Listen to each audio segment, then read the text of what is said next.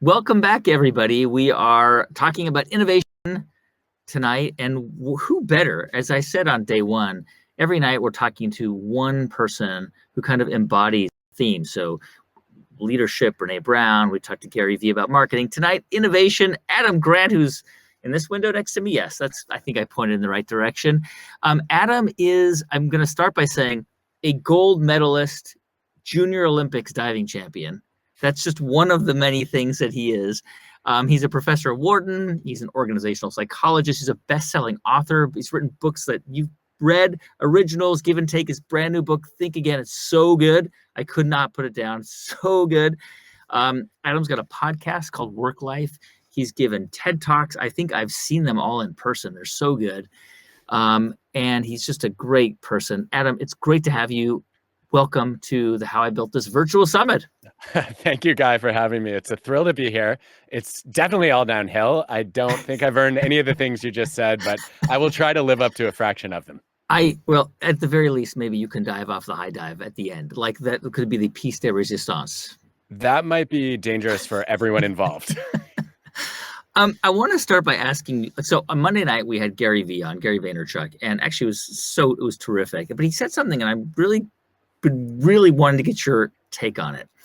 You know, he said, look, a lot of us waste too much time. That if we actually did an audit of how we spend our time every waking moment, we would save several hours a day, and we could actually fill that time. He was talking about marketing. We could fill that time with making content, with marketing our products or services or ourselves. He produces 100 pieces of content a day.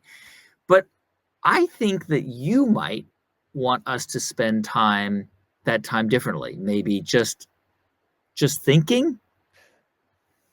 Maybe. I don't know. I think I've had a love-hate relationship with time management. On the one hand, I want to use my time as efficiently and productively as possible. On the other hand, all the time I've spent trying to optimize my schedule just makes me more aware of how much time I waste. And at the end of the day, I do not know how to get more hours in the day. I've tried to sacrifice sleep, doesn't work. I can't function. So I think that what I've tried to shift to is from time management to attention management, to say that the one thing I can really control is what I focus on. And I like to start every week with the people and projects that matter to me. And that way, when I'm focused on, meaningful relationships and trying to accomplish something worthwhile, it doesn't really matter how long it takes. And I've found that that's much better for my productivity than setting a goal of using my time more efficiently, because efficiency serves no one. What I'm ultimately after is doing work that's interesting and important. And that means it's got to be intrinsically motivating to me. It has to be beneficial to others. And if I can concentrate on that, it doesn't really matter whether it takes 2 hours or 6. You are, as everyone knows who's watching, you're a scholar, you're a researcher, you're a tenured professor, but you are also an entrepreneur. You have to come up with ideas that are interesting, that are innovative. I mean, your books, Give and Take, and originals, I mean, they are so innovative and so interesting, and that requires a lot of thinking. I mean, you have to come up with those ideas, just like the people at the summit are thinking about their business ideas.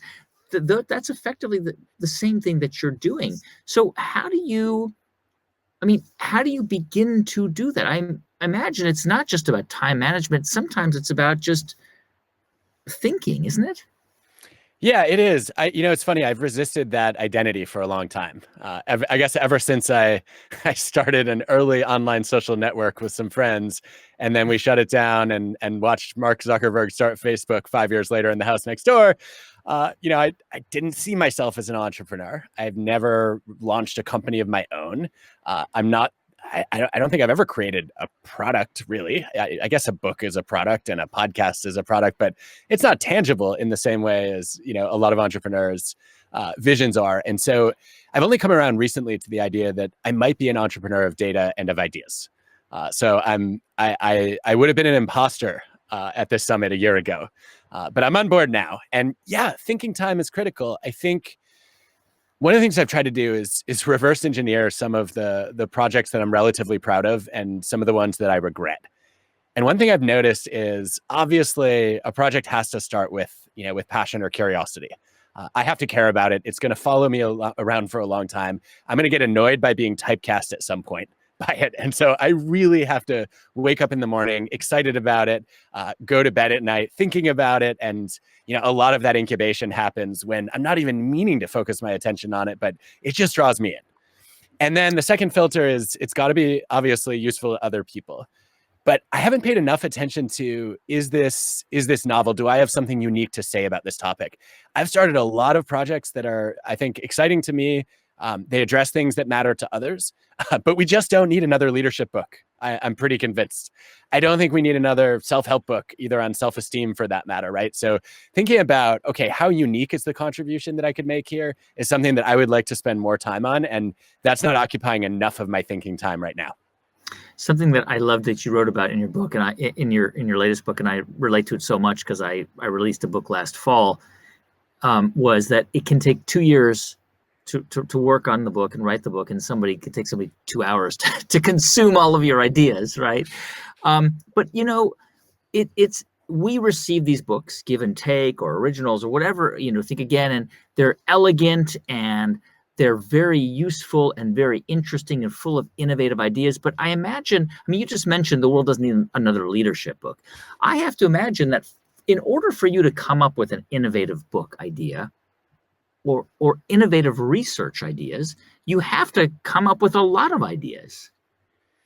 I would not disagree with that. I think. And most of those ideas you throw out the door, you reject. Oh, hands down. One of my favorite practices for years has been I keep a little notebook in my back pocket, originally because it balanced out my wallet in the other back pocket.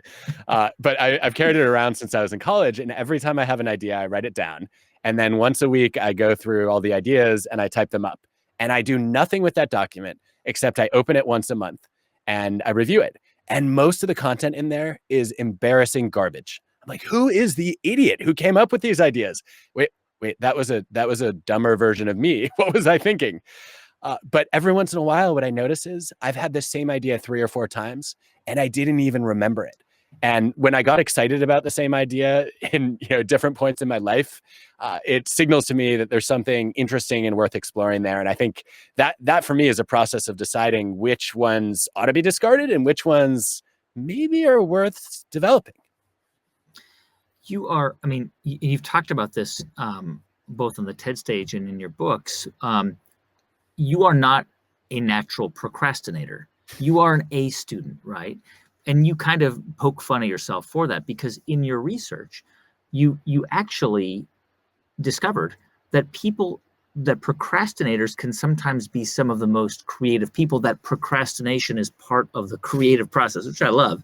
I'm hyperbolizing a little bit, but there's truth to that, right? I think there is, although I'm always worried when I talk about this that people are going to take this as license, right? I've now just given you an excuse to procrastinate on everything, which is not my ambition. What I'm trying to accomplish is something more modest, which is to say we all procrastinate sometimes. Even those of us who are precrastinators and like to do things months ahead of schedule, sometimes we put things off. And if you're putting off a project or a problem because you're bored by it or you don't care about it, procrastination is not going to pay off. But in this research that Jihei Shin and I did, we found consistently that if you were putting off a task because it was hard and you hadn't figured it out yet, that opened up opportunities to incubate. You were more likely to access remote knowledge. You were more likely to reframe the problem in fresh ways. And sometimes that allowed you to stumble onto a great creative insight. And so, yeah, I think it worked for Da Vinci, epic procrastinator. I've been told that Steve Jobs was a serious procrastinator by many of the people who work closely with him. Lincoln and MLK both procrastinated on their most famous speeches. You know what? Sometimes people come up with brilliant ideas, not in spite of that procrastination, but in part because of it. I'm not comparing myself to any of those people, but oftentimes I can't write introductions for how I built this. And I will go to sleep and I'll start to think about ideas in bed. And then I'll wake up at 5 or 6 in the morning, 4 or 5 in the morning with a few keywords and I've got it. I needed that distance. Yeah, subconscious thought is often better at nonlinear processing, right? The problem with conscious thinking is we try to go from step A to step B to step C, whereas your subconscious mind is much more likely to make these intuitive leaps that sometimes are taking you in an unproductive direction, but other times lead to these great eureka moments. And I think sometimes we need the time to get there. And for those of us who like to finish things and like to have a sense of progress and momentum, it does require resisting the impulse to just say, I want to do this now. And maybe put it off, waiting for a better idea to come. What are some strategies that you use when you run into roadblocks, when you hit a creative block, or you just feel like nothing's? I mean, do you ever? I mean, I hesitate to ask. Do you ever have that experience where you just feel like nothing interesting is kind of coming out? Are there people who don't? Because I'd really like to meet one of those people. Of course I do. Everyone has creative blocks, and for me, they usually come when I'm trying to rush an idea ahead before I've really put all the pieces together. And for a long time, I beat myself up about that, and I would say, okay, you know what? I'm not creative. Most of my work is really synthesizing other people's ideas, which I failed to recognize is a form of creativity. It's not the breakthrough innovation that I normally think about when I think about creativity. But as one of my favorite organizational psychologists, Carl Weick, often puts it, creativity is just putting old things in new combinations and new things in old combinations. And so that ability to integrate is actually a skill. And when I'm blocked creatively, it usually means I haven't gathered enough pieces of that puzzle to put it together yet. And it's time to go off and read. It's time to do some research. It's time to go out into the world and observe what's happening in some organizations that live an extreme version of what I'm trying to make sense of. And then at some point, what I typically find is I can try to get a little bit more curious, if that doesn't work, about my own creative blocks. I'm like, okay, I'm a psychologist. This is a fascinating case for me to study. And I remember I was working on an article that I got completely stuck on a few years ago. It was a productivity article, ironically enough. And I was staring at the blinking cursor in front of me. And I started to wonder, like, why is this called a cursor? Is it because of the number of writers who have cursed it? is that the origin story here? And as soon as I had that thought, it took me out of that frustrated, sort of closed-minded mode and into this kind of amused, lighthearted, curious mode. And I had a couple of ideas. And I think this is obviously very Buddhist, but the ability to step outside of your creative blocks and frustrations and observe them from a distance and say, okay, I am a human currently stuck. Let me analyze why I'm stuck and then try to laugh at myself a little bit. Maybe there's an opportunity for discovery in that. You also spend a lot of time, obviously, with students, and you consult with business leaders. But you've seen, I mean, at Wharton, you've seen some really big ideas emerge from your students, Warby Parker and some others. They've been on the show in the past. And we were talking earlier, I was talking with Paul Kadakia, founder of ClassPass, and Perry Chen, co-founder of Kickstarter. They were on a panel just before this. And Pyle did a lot of iterating in real time, right? She put her product out into the world. It didn't always work. She would get feedback, good and bad, from her partners and customers, and make changes, and then reintroduce the product. She went through 5 or 6 iterations of what ClassPass eventually became. For Perry, it was different. It took them 3 years to come up with a product that they then delivered kind of fully formed. They made some minor adjustments here and there, but it was more or less what it is today. What do you think, from your experience, works better? Do you think it's better to work out the kinks before you put something out into the world, or do you think it's better to just put it out there and adjust? Well, my job as a social scientist is to not have opinions on those things, but instead look to the data and ask, what does the most rigorous evidence tell us? And I think this is a pretty well-kept secret still, that being a great entrepreneur is really just being a good scientist. And this is one of my favorite things that I learned about while I was researching Think Again. When I say think like a scientist, I do not mean that you need to order a microscope or a telescope immediately. Although, Guy, I would enjoy it if you dressed up like Bill Nye more often. Okay. I feel like that would be a contribution to the world. Good. I'm going to hold you accountable to that if you don't mind. But no, for me, thinking like a scientist means you don't let your ideas become your identity. And there was an experiment in Italy with startup founders a couple of years ago that demonstrated the value of this. Hundreds of entrepreneurs were randomly assigned either to a control group or to a group that was taught to think like scientists. And that latter group, they were just told your strategy for your company, that's a theory about how the world works. When you talk to customers, that's a great opportunity to hone in on specific hypotheses. And then when you launch your product or service, just see that as an experiment to test your hypotheses. Over the next year, on average, the entrepreneurs who'd been trained to think like scientists, randomly assigned, brought in more than 40 times the revenue of the control group. That is a staggering effect. And the major mechanism behind it is they were more than twice as likely to pivot. The poor entrepreneurs who hadn't learned to think like scientists, when they found out that their product launch or their service launch didn't go as planned, they got stuck in preacher or prosecutor mode. They basically doubled down and said, no, I was right. Let me prove to myself and everybody else that I made a good decision. And then they basically tried to ignore or dismiss or explain away their naysayers. The entrepreneurs who thought like scientists, they were basically confronted with evidence that their hypotheses were wrong.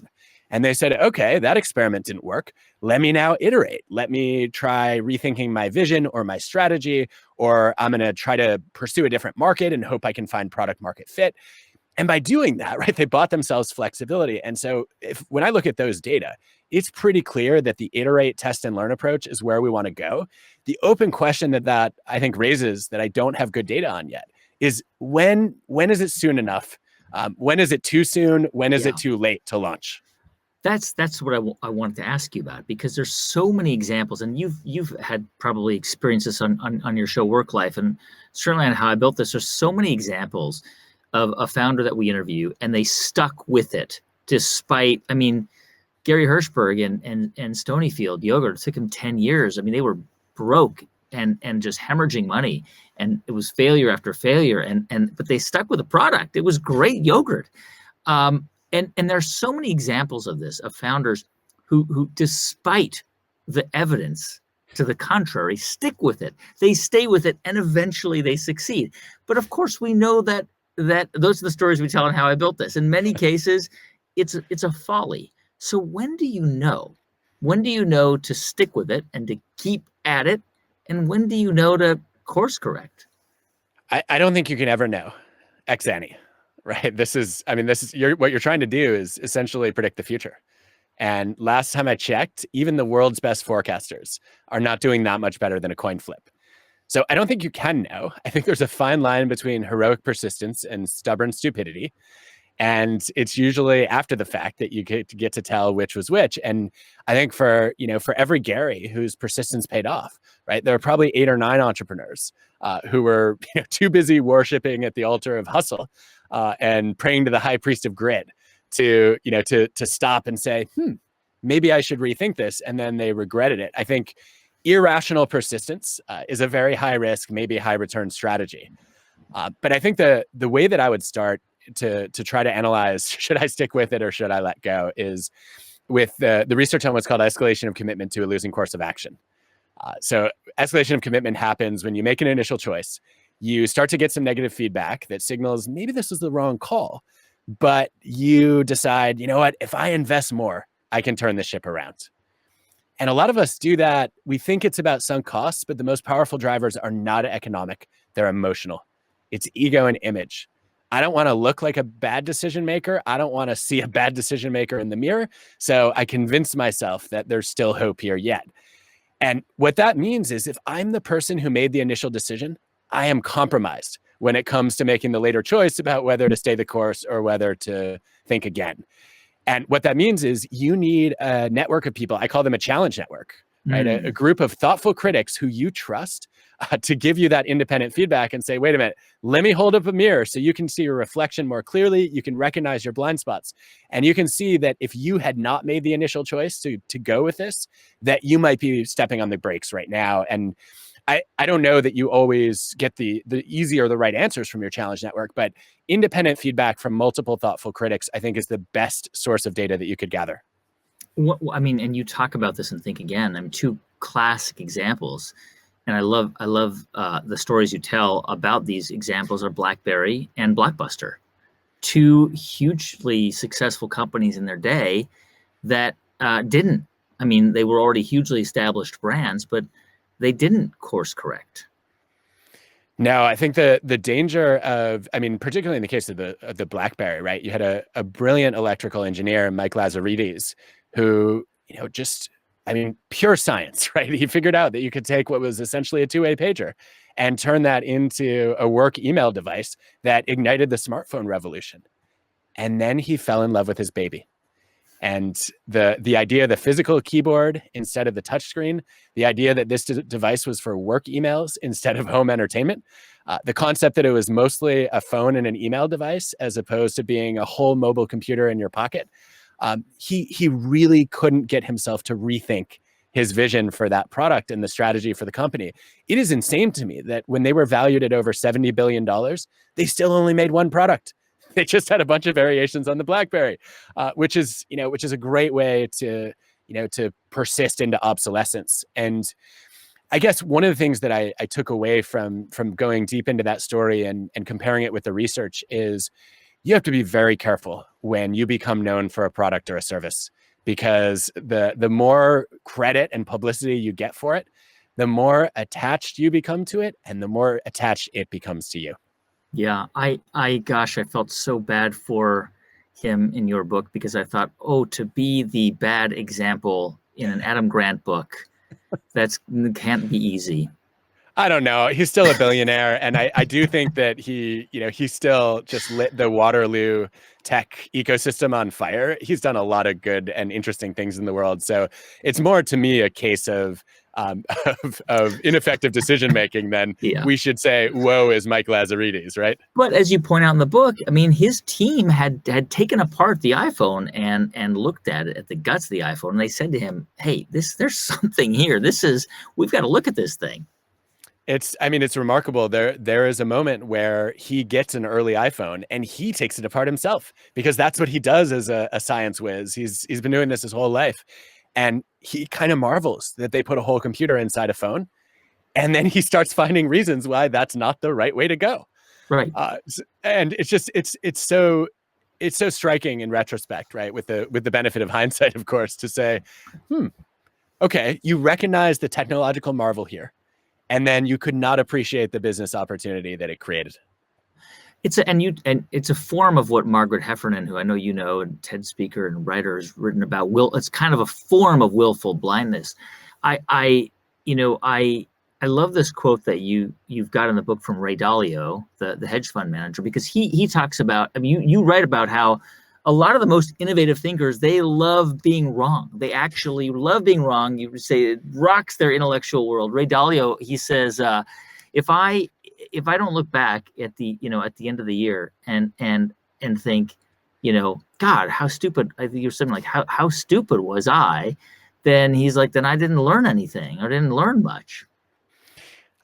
I think one of the most basic truths of entrepreneurship, which is overlooked by almost every founder I've ever worked with or advised, is that the faster you are to recognize when you're wrong, the faster you can move toward being right.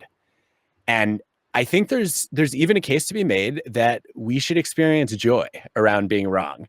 The most visible example of this that I've ever seen is the Nobel Prize winner Danny Kahneman. I'm sure a lot of folks here have read Thinking Fast and Slow, and Danny is, I think, one of the great social scientists in history. And I have seen him on multiple occasions just put out a hypothesis and then find out it was false and light up with delight. And after seeing it a couple of times, I finally asked him about it. And I said, Danny, there's something very strange going on here. It seems like you enjoy being wrong. And he corrected me, as you would expect a Nobel Prize winner to do. He said, I don't know anyone who enjoys being wrong. I definitely don't enjoy being wrong, but I do enjoy finding out that I was wrong, because it means that I am now less wrong than I was before. And all of a sudden it hit me. This is why I was drawn to organizational psychology in the first place. The rush of finding out that one of my assumptions about leadership or people or culture was not correct or not complete. That was a moment of discovery. And I said, oh, of course, finding out that you were wrong, that means you've learned something.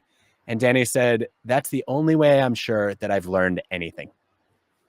It's amazing. And I mean, you talk about giving a presentation in front of Danny Kahneman, which I can't imagine how intimidating that would be, except he's such a wonderful, kind person. And he loved your presentation because it actually disproved one of his theories. And he actually really appreciated that. I mean, it's remarkable. What, 87 years old, and he is just excited to be surprised and to learn new things. And that attitude of humility and curiosity, if we could embed that in more entrepreneurs, I think we'd see far fewer companies fail. Hmm. It reminds me of something that Brene Brown talked about last night. I'm not mentioning all of your friends, right? I think you've got a book club with Brene Brown, but she mentioned something last night that struck me. She said, people are more open to being wrong if they are fundamentally curious, which makes a lot of sense. But is that a choice people? Do you think that's a choice people can make? Can they choose to be fundamentally curious? Can they choose to be joyful when they're wrong? Of course it's a choice. What would make you think it's not? I mean, I don't think it's easy for everybody to find joy in being wrong. I agree with that. I don't think it's easy, but that doesn't mean we don't have discretion, right? That we don't have control over whether we seek it out or whether we basically accept our defensive response when somebody tells us that we were incorrect about something. And I think that one of the ways that you learn that curiosity and that humility is you experience pain from being wrong a bunch of times. I remember my first experience of, at least my first version of that I remember. I think I was 12, and I was on the phone with my best friend, and we started arguing about a movie quote. And I had a nickname. I was called Mr. Facts. My friends did not consider this a term of endearment. They found it really irritating that I, collected lots of information. And of course, now I've turned that into a career, but that is another story. I thought, okay, well, I'm gonna go, I have the movie, I'm gonna go play it, and then I'll correct him. And I played it, and I found out that I was wrong. And I couldn't bring myself to admit it. And I started backpedaling, and he hung up the phone on me. I called him back, and he said, Adam, I won't talk to you until you admit you were wrong. And all of a sudden I was confronted with this reality that I could lose a friendship over not being able to say I was wrong. And ever since then, I have tried to do something whenever I find out that I might have been wrong. I write an email to someone. I just did this the day before yesterday. And it says, the subject line is, you were right, I was wrong. And then I go on to quote Happy Gilmore, and I say, you're smart, I'm stupid. You're good looking, I'm not attractive. And it reminds me to laugh at myself and to keep acknowledging all the things that I screw up. So I keep learning. So here's the question about being wrong, right? Obviously, it's crucial. It's a fundamental part of the process of getting better and learning. But you also know through your interactions with young entrepreneurs at Wharton and beyond, that there is a kind of leap of faith that many of them have to take. They have to be convicted in their ideas that a lot of people are going to tell them won't work. I mean, you think about Airbnb. When those guys came up with that idea, everybody said to them, who's going to stay in a stranger's house? Who's going to go into a stranger's car when Lyft and Uber started out, right? So you do have to, I mean, there is a fine line between sort of bringing in that feedback, because sometimes everybody might be telling you you're wrong, but also believing that your idea could work. Yeah, I do think that's a tightrope walk for a lot of people. But I think it's not as much of a leap of faith as many people believe. Right. So, let's take the the example of Airbnb. Why did Brian and Joe get excited to test this idea? Because they had a problem they were trying to solve. Yeah. And they knew that they were potential users, and they started to socialize the idea, and they found some friends who were open to it. And all of a sudden you realize, well, there's a huge range of preferences in the population. There are some people who think you're insane when you tell them the idea, and there are other people who say, oh, it's kind of a little bit neat. It's like couch surfing, only I can vet the people whose couch I'm surfing beforehand, which is probably better than the crazy people whose couches I slept on in college. And as you start to see that heterogeneity, you realize, okay, there at minimum there's a market niche, and now I need to test it. I need to figure out how fixed it is, how much it could grow as it gains acceptance. And I don't think it becomes one giant leap of faith. I think you dip your toe in the water, And then you start to figure out how to swim, and you go in a little bit deeper. And then at some point, by the time you are in the deep end and there are waves and sharks, you've actually already figured out how to survive and protect yourself. Adam, a couple of weeks ago, I interviewed Robert Refkin. It hasn't been produced yet. It's coming up as an episode later this summer. Robert is, I think you know, the founder of Compass. It's a brokerage, a technology company, but now a traditional real estate brokerage, and it's really kind of taken over the country. I think it's the second or third largest in the U.S. now. And initially, the business model was no commissions. It was every agent was paid a salary, and the consumer, the user, would save money because the commission wasn't built into the price. That business model didn't work, and he had to change it, and he had to admit he was wrong. But by changing the business model, he actually, and he talks about this in the episode, he lost a lot of credibility with his original team, and most of them left because they felt that he was abandoning the original vision that they decided to join him on that journey, right? And they left, and he was almost thrown out. So he was right. He was proved right in the end. But how does a founder handle a situation like that? I mean, he truly believed he was right, but everybody around him didn't, and they left. I think where I would start on that is to say it's always easier to manage a situation like that proactively as opposed to reactively. And up front, what I would love to see a founder do is make a clear distinction between principles and policies, right? So I would argue that that Robert's principles were much more fundamental and more basic than, do we give commission or not to real estate agents? I think the underlying principle is he didn't want to treat people like like they were monkeys that needed to be incentivized. He wanted to value them like human beings and pay them a salary, and not have to dangle carrots or use sticks to try to motivate them, right? But that is an assumption about human nature. It's a value you place on people. Whether a particular policy is the right way to express that value it's an open question, right? It's waiting to be tested. And so I think if I were a founder in that situation, I would try to separate those two things out. I would say, look, I want to found this as a different kind of real estate company. I want to put people first. I want to treat my agents as full employees, not, automatons or hired guns. Right. And I think one interesting way of doing that might be to experiment with a no commission structure. That's a hypothesis. It's a hypothesis that might be true. It might be false. Let's go and test it. And if it turns out that I'm wrong, I would love your feedback on other ways that we can value agents in a way that the industry just hasn't before. And if you set it up that way, you don't have a mutiny when you change your policy. People say, oh, well, that wasn't the right way to put the principle into action. Now we're open to trying some others. Yeah, he mentioned how, initially he felt like he failed, right? And it was a scary time, and it took a few years to kind of rebuild. And on our show, and you've talked about this on Work Life too, failure is a constant theme. It's a theme of every episode. And we try to frame it as an on-ramp to success. Whether it's Robert Refkin or Stuart Butterfield failing with his games company and pivoting into Slack, which was really not the plan. But a lot of people watching this hear about failure, and there is a fetishization of failure, especially in Silicon Valley, right?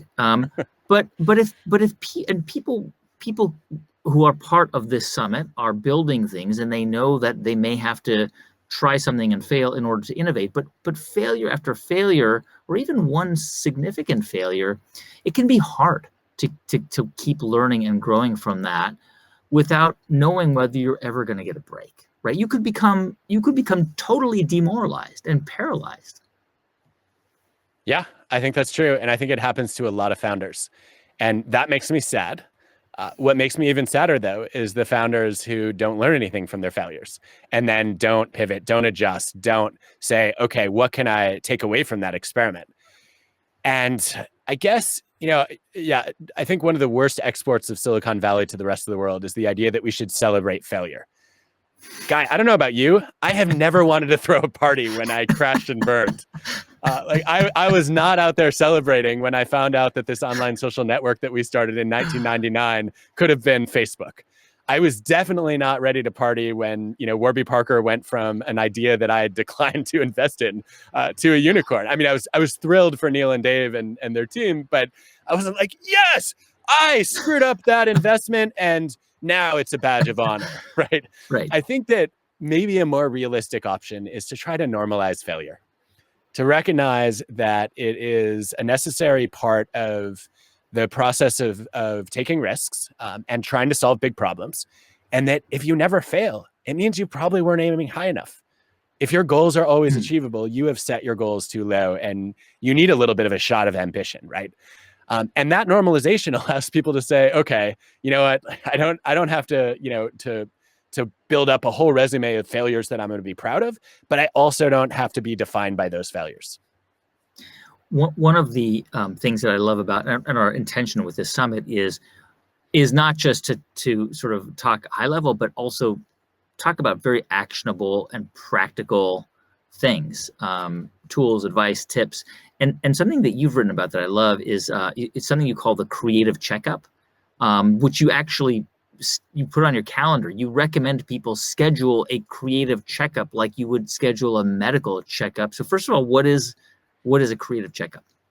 It's something that I stumbled upon after too many years of students coming back after graduating from Wharton and saying, I really wish you would have pushed me harder to rethink my career plans. You told me not to go in investment banking. You told me I was not intrinsically interested in markets and that I was not going to find this to be, a great learning experience. And I didn't listen. Like, I don't know how much harder I can push you. What I think you need instead is to hear this advice at the right time when you're open to it. And eventually what I started doing was all the students who I thought were making career choices they might later regret, I said, you go to the doctor once or twice a year, even if nothing seems to be wrong. What if you did the same thing for your career? So schedule a career checkup, put it in your calendar. Don't do it every day because then you're going to be stuck in analysis paralysis and you will never engage in that job. Right. But if you do it twice a year, it's a great moment to pause and reflect and ask, have I reached a learning plateau or a lifestyle plateau? Is this still the job that I wanted? Am I on a path that I think is meaningful in light of my values today? And I've now started to think about the same process as applied to creativity. To ask, my favorite question to ask when I'm going through one of these creative checkups is to go to that challenge network, those thoughtful critics that I engage regularly, and ask them, okay, from all the ideas you've seen me put out in the past year, what is something that I should rethink? And one of the things I see is I'll ask 7 or 8 people that question. And sometimes 3 different people will give me the same answer, even though they don't know each other. And then I realize, okay, there is something big that I'm missing here. And so it sounds like, it sounds like it's a prescription to check in on yourself every few months, to ask yourself a series of questions, and presumably it may not fundamentally change what you're doing, but it's designed to kind of spark some of that thinking. Exactly. And I think sometimes it focuses on ideas. Other times it's really a values checkup for me. And I think any founding team is probably in a good position to do this, where you pause and say, okay, the data would say we should have 3 to 5 core values. If you have more than that, then people can't remember them and they don't agree on, what each one means and what the hierarchy of them is. So let's rank order our most important value, our second and third, and then maybe a fourth and a fifth. And let's once a year pause and say, do we have the right values in the right order? And does the way we spend our time actually reflect those principles? So as a simple example for me, I made my list and it was generosity number 1, excellence number 2, integrity number 3, and freedom number 4. It's like, okay, I'm pretty happy with those values. And all of a sudden I realized learning is not on that list. And that was one of the reasons that I ended up starting a podcast. Was I had watched you, Guy, and a couple of others who I thought were doing just brilliant work in audio. And what I was so struck by was how you got to make learning part of your job, that you picked the people that you wanted to learn from. You dug into their stories and their lives, and then you shared as you were learning, right? So that they could learn with you instead of from you in the audience. And I thought, okay, if I start a podcast, maybe that will give me an excuse to reach out to the people in the organizations I want to learn from. And now that's going to be part of my work life. And it really recalibrated my value system. So that is something I would say, if you don't do it occasionally, it's at your own risk. I love that. And you're right. You're absolutely right. I mean, I've been very fortunate throughout my career to learn, to be, that's been my profession. I learn from people every day, and it's such a gift. I wonder. I mean, one of the ways that and clearly you find or you think about innovative ideas, you come up with innovative ideas, is by asking other people and bouncing them off other people and collaborating with people who you trust. And this has been a challenging past 15 months to do that because we are all in remote environments. How do you think, if collaboration is an engine for innovation, how do you think remote work is going to affect creative collaboration? I think it depends a lot on how we do it. So pre-pandemic, I think COVID has been the worst time to test remote work because we are in the middle of a pandemic and many of us have been trying to be productive and creative while our kids are at home in online school at the same time. And the fact that we've been able to get anything done in those circumstances is a minor miracle. I think the much better tests are pre-COVID. We had evidence, a meta-analysis, a study of studies showing, this was even as early as 2007, with thousands of data points, that as long as people were in the office half the week, if they had flexibility the other half, they were more productive, more satisfied, higher retention, and no cost to relationships in any way, shape, or form. And so I think that that's where we need to be moving. We have lots of good experimental data, like Nick Bloom at C-Trip in China, showing that when you're randomly assigned to work from home, you're about 13.5% more productive and half as likely to quit. We have also some now with in-person experiments, which show that if you test my productivity compared to my own productivity when I'm at home versus not at home, I'm more productive at home, especially if I'm a working mother, it turns out. The big unanswered question is, how do we keep creative collaboration going with that flexibility? And I think that's at the heart of the question that you just asked. I think that sometimes we overestimate how important collaboration is in creativity. I guess maybe one place we could look at this is in brainstorming. So Guy, remember in March 2020 when everybody realized, whoa, we have big decisions to make and important creative problems to solve. What did everyone do? We all got into Zoom and we said, all right, 2 heads are better than 1, 5 are better than 2. Let's have a group together brainstorming. Remember that? Yes. I was so excited to see that happen, except for one tiny wrinkle. It doesn't work. We have over 40 years of evidence that if you had a group of people, let's say 5, brainstorming together, if instead you had let them come up with ideas independently, you get more ideas and also better ideas on average. And I don't think it's hard to figure out why. There are a couple of things that go wrong in group brainstorming consistently. One is production blocking. We can't all talk at once. 2 is ego threat. I don't want to look like an idiot, so I bite my tongue on my most unconventional ideas. And then 3 is conformity, also known as the hippo effect. Hippo is the highest paid person's opinion, of course. And as soon as that's known, people jump on the bandwagon and we lose all these ideas. And those problems are amplified if you lack power or status. If you are the only woman of color in a team dominated by white men, if you're the only junior person in a room of senior people, if you're the introvert in a group of extroverts, it is that much harder to get heard. So good news is we can solve all those problems just by shifting from group brainstorming to individual brain writing. Give people the prompt in advance, let them come up with their own ideas. And then when you've collected all the possibilities, let the group evaluate and refine. And that way you get the individual variety and brilliance. You also have the wisdom of crowds to figure out which of these are promising and which ones aren't. And it's my favorite thing about virtual collaboration. We have a chat window. I cannot tell you how many meetings I've run in the past 15 months where I've said, all right, here's the prompt. Let's take the first 10 minutes to jot down our ideas. We'll submit them all in the chat and then we can refine. Yeah. I mean, as you know, sometimes innovation happens by accident, right? Like the kid leaves the fruit juice outside in the middle of winter, and the next morning you've got popsicles. I think that was literally how popsicles were invented, right? Somebody spills the chocolate chips into the sugar cookie batter, and there's Toll House cookies, according to the back of the package.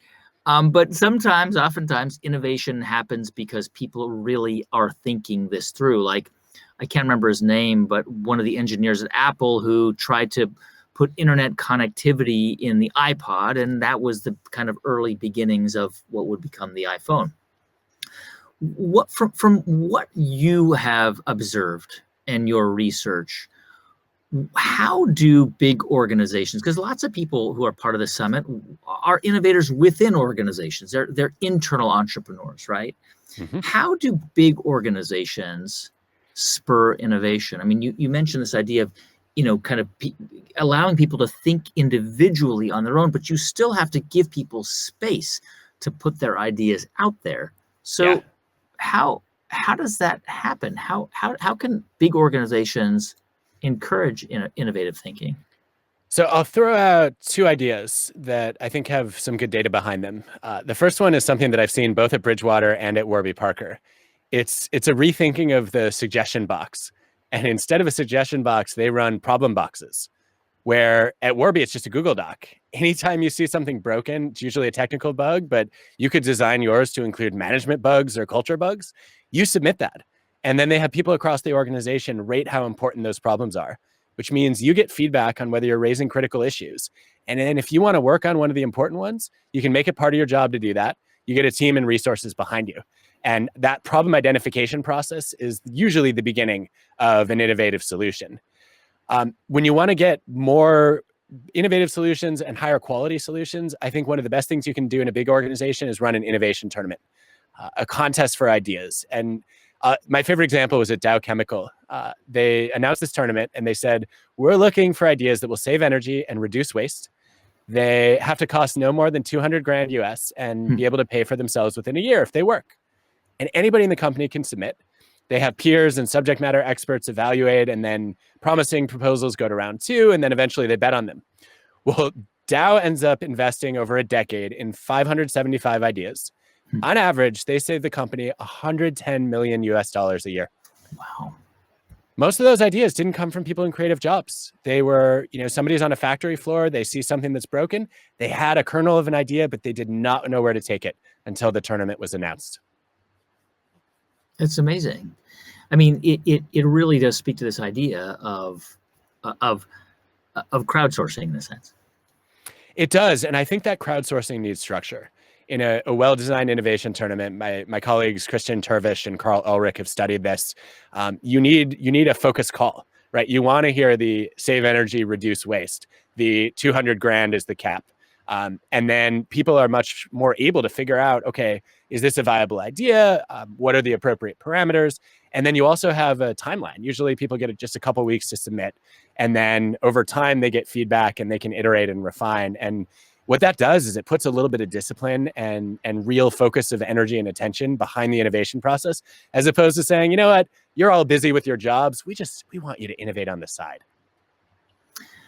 I know this is, you may not have a strong perspective on it, but I'm just curious to see if you have thoughts on this, which is, for a long time, I think there have been incredible innovations that certainly have come out of the tech sector, but there are also 20 different, 40 different kinds of companies that have figured out how to deliver cannabis more efficiently, or the infamous pizza robot business in Silicon Valley.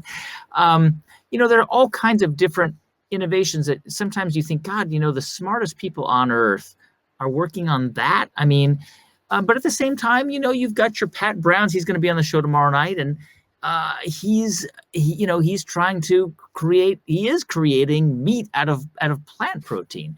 And I wonder, how do we create an incentive, more of an incentive for innovation, especially when it's not necessarily profitable?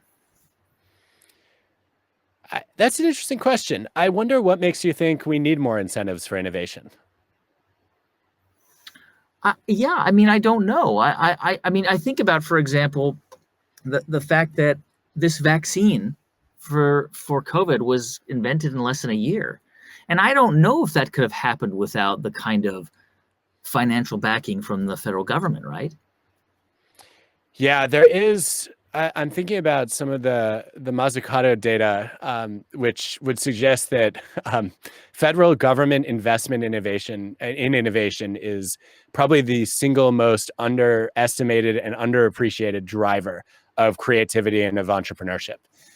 And she's traced just incredible data sets around if governments, put real financial backing behind new ideas in a particular area, how much easier it is then for people to see opportunities, to seize opportunities, to get support. And I think in some ways, in the U.S. at least, we've delegated that responsibility to venture capitalists. And the problem with venture capitalists is they tend to invest in the ideas that are easy to 10x or more. Yeah. And we often have to look to the government to invest in ideas like a COVID vaccine, right, that are probably not going to be as profitable. Can you imagine in 2019 any Silicon Valley VC saying, I'm going to invest in mRNA technology? No. It's not going to happen, right? So I think that we probably do need better federal support. And I did not realize you were going to land me there, but well done.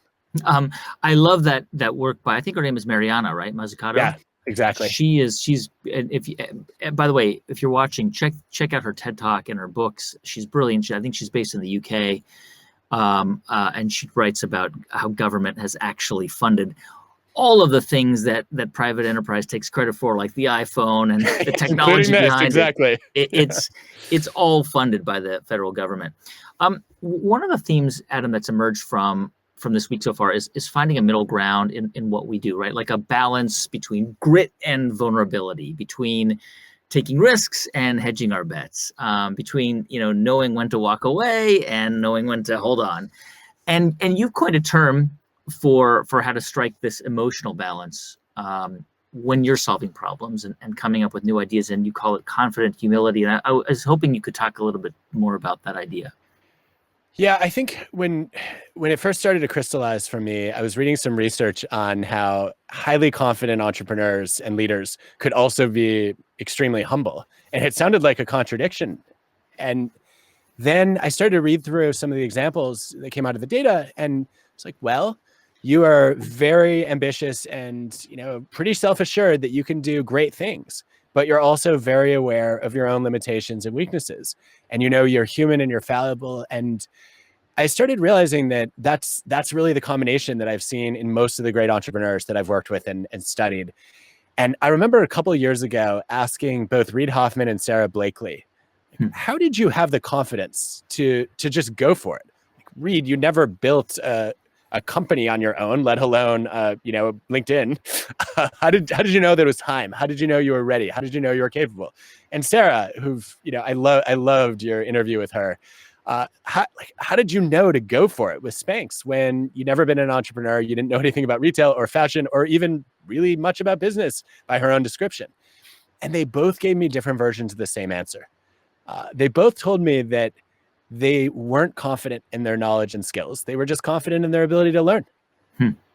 And it just sort of clicked at that point. I said, okay, what we want are people who believe in themselves, but they doubt their knowledge and their capabilities, and they believe they can figure it out tomorrow. And I think that the confidence part is familiar to a lot of founders. What we forget about is the humility part. When they hear humility, they think, oh, well, I don't want to be meek. I don't want to have low self-esteem. Right. But if you go back to the Latin root of humility, it translates to from the earth. It's about being grounded. And I think we all need to be grounded, especially if our aspirations are sky high. There's confident humility, and then there's the confidence of Billy from the Fire Festival. And I think my son has a phrase for that. He put the con in confidence. Sad but true. I think, yeah, confidence without humility is just narcissism or arrogance, sadly. Or a con. Yes. Is Adam, is there a shortcut for learning how to strike that kind of balance, that kind of confident humility? Because it seems like it's a constant undertaking. It's a perpetual process. Yeah, I honestly am not sure that there are shortcuts to anything worth doing. I think any meaningful goal that you pursue, any strength of character or virtue that you want to develop, it ought to take work. It ought to be difficult. It ought to involve some struggle. Otherwise, everyone would be doing it. And so I'm hesitant to think that there might be a shortcut, but I think there definitely are habits and strategies. And I think one of those that I've been studying recently with one of our doctoral students, Konstantinos Koudaferis, is to not just ask people for criticism, but to criticize yourself out loud. One of the greatest marks that you are secure in your own ego is that you're willing to talk about the things that you're not good at. And one of the things we've studied is we've asked leaders and managers to actually share their own performance reviews with their teams, or to talk about some of the critical feedback they've received in the past and how they're working to grow in those areas.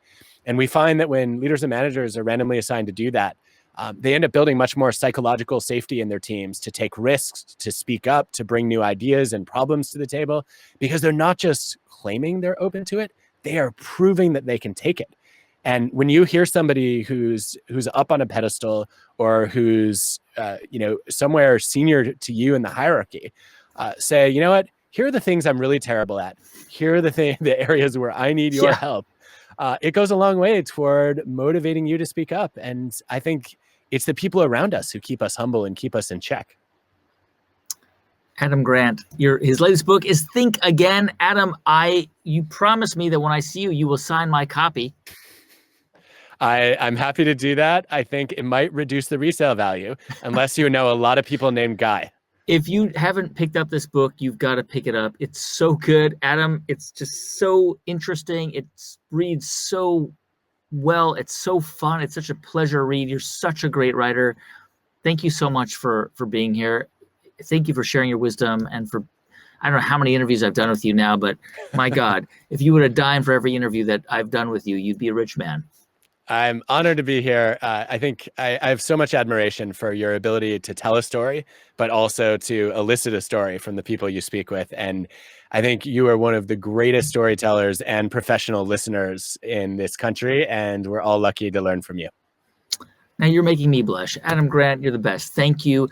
Thank you to all of you for watching tonight and for being here and for being in the chat and sharing your thoughts. Tomorrow we will have Sal Khan, founder of Khan Academy. We'll have Pat Brown, founder of Impossible Foods, Kathy Hughes, who founded the largest Black-owned broadcasting company in the United States, talking about impact. It's going to be amazing. We'll have Rashad Robinson, who leads the civil rights group Color of Change. Also, a special announcement tomorrow right here, live on the main stage. We will announce the winner of the How I Built This Fellows Pitch Competition. All of our fellows have incredible, inspiring stories. One of those fellows will walk away with $50,000 to jumpstart their business. You will not want to miss that announcement. Thank you all again for joining us tonight, for being part of the community. Thank you again to our presenting sponsor, GoDaddy, and our supporting sponsors, Dell Technologies and Bulldog Online Yoga, for making everything happen, everything that you see possible this week. This is so fun. Love you guys. Good night. See you tomorrow.